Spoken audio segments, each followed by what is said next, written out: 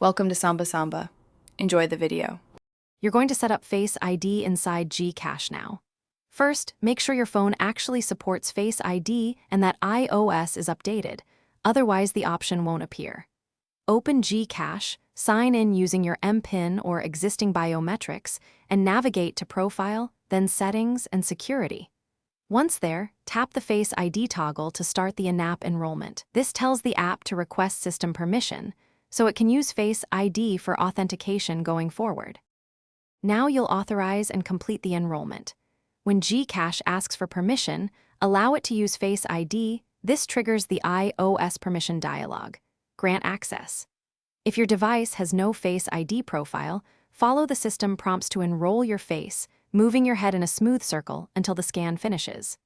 If you already have Face ID on the phone, simply confirm that Gcash is allowed to use it, because the app leverages the system-level biometric instead of creating its own. Finish by testing the setup. Sign out and sign back in, and use Face ID to unlock Gcash.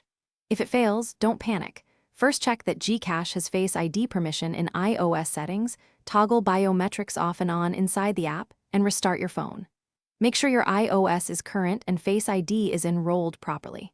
If problems persist after these steps, contact Gcash support with details, but try the permission and restart fixes first, because they resolve most issues.